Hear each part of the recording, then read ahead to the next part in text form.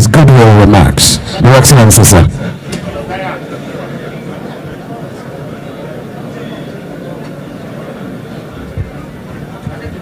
Thank you, sir. Yes, no, this one is TV stations. Skip it. Thank you. Mr. President, Mr. Vice President, the celebrants, and the Senate President, let me stand on all due and existing protocols. Mine is very simple one, just to wish my dear junior brother a big and sincere congratulations for joining this age. This is an age you cannot afford. You cannot afford, but to always do the right thing. I know it's 2 minutes. I'll just give mine in 2 minutes. When I had a partner who was 60 years old and I was 40, and I advised him how to invest his money to be able to make more money, because he was earning 2% in the UK, and I told him where to earn 10%. He said to me, Peter, the normal life of a human being is 80. When you reach 60, you don't take risk again. It's time to reconcile with your enemies, do the right thing, because you don't have room to make amends. Haven't known Tambuwal, haven't seen this unity, and what it can do for development, is a man I can tell you that is committed to the unity of this country, to building consensus that we need for national development, for justice, and always preaching it. And I wish you well, and I urge all of us to always continue to remember him in our prayers. Thank you, and God bless you.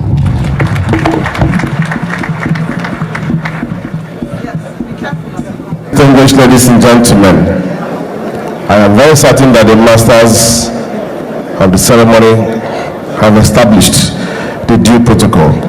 This is not forgetting Bishop Matthew Hassan Kuka, who called me last night and said that I singularly ensured he was not invited. But without an invitation, he shocked me to be here. Bishop Kuka, you're welcome, sir. Very distinguished ladies and gentlemen, I'm sure you all know why we're here. But it's my honor and pleasure to welcome you all and simply to say what you all know. Well, we're celebrating a very, very shy, very, very humble man who never loves to be celebrated. Ordinarily, to make sure he's not tracked to be celebrated under any guise. And you know, he's very nomadic. I dare say that he's the most, well, maybe I think Okute has joined that league. Between Peter Obi, catching a man, maybe that your senior brothers in globetrotting. Because that is one man that will be in Taraba early in the morning. By afternoon, Aminu is in Bayelsa. By evening, Aminu is in Abeokuta. By night, he's spending the night in Sokoto. That is Aminu Waziri Tambuwal. So he knows that he's very nomadic. Baba is very strong, but Baba, the way this man moves is something else, a lesson to be appreciated. So that's the man we are celebrating today. He never loves being celebrated. And so, two young men who served under him, led by Abisamad Dasuki, approached him one morning and said to him, "Sir, in 3 months' time, you'll be clocking 60. And because we know you well, we don't want to do what you normally do without telling you. So we want to tell you that we have discussed and we're going to celebrate you." And when they went to Aminu and talked to him, and then, you know, he will engage them for a while. And they agreed that, okay, go and see Emeka if you want to get this done. And when they saw me, I know that the coup had been done, the deed had been done, and I said, okay, so we start planning.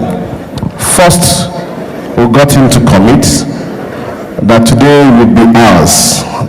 And we said to him, he would not be part of our planning, we only bring him here to come and see what we've done. The last night, we said, come on, I want you to have an idea of how we've been progressing. I did what he normally does, because I mean, we take you at the last minute. Let me tell you, you know how he behaves. But ladies and gentlemen, we believe that the man had worked so hard for humanity. We believe Aminu is someone who will put his time and effort to ensure that things are done rightly and positively. He's not very extroverted, but you know he's a great connector. And you know that Aminu is a man you can ask, what can he do? Senator David Mark lectured him very, very well. So he has an idea of what he does. And so we took excuse from his wife and said to her, we're going to celebrate our friend and we want the family to be on the same page with us. So I must say that everything we did, all we needed was his nod. And we have brought him here to see how nice it can be to be celebrated for a man that has given so much to a country. I'm sure you know, beyond Aminu's legal profession, which he dearly loves, you only know Aminu again as a politician, and he's extremely good at what he does. Aminu was a legislative staff, just like me. And when he got to the House of Reps in 2003, he was a member, he was deputy chairman, Rules and Business Committee, and before you need, Aminu had, they've done what they needed to do, and Aminu became the minority leader of the House of Reps. At that time, I didn't know how important minority leader was, but a very close friend of mine who was in my committee at the time, Kabiru Omar, kept telling me about Tambuwal. Of course, the 360 member house. I was considered on my marine transport committee. So he said to me, you need to know this man, you need to know him closely. So I got to know him, and I saw he was all over the place. When in 2007, we began to do a few things in the house. Aminu was by Madam Ete consistently. But we said, okay, we have to do a few things. But we need a man we had to contend with was Aminu. But after that, at that time he had become from minority leader to deputy whip of the house. From minority leader on this side to the deputy whip on this side, representing the largest caucus of the House of Reps. And from there, I mean, that time he was my deputy, but today he's my boss. President Jonathan, I'm sure he would have loved this part. When the House took a decision as to where to go, President Jonathan had other ideas with President Obasanjo, and we told them that we also have some ideas. So to make that idea work, we had to put forward Tambuwal. And once we put him forward, the House, with the cooperation of my sister, Monica Takondadiola, the House came to one page. And Aminu did what he knows how best to do and became a very, very stable speaker for 4 years. The people of Sokoto wanted him more than we wanted him. And he went to Sokoto on sabbatical. He's back here as a national player.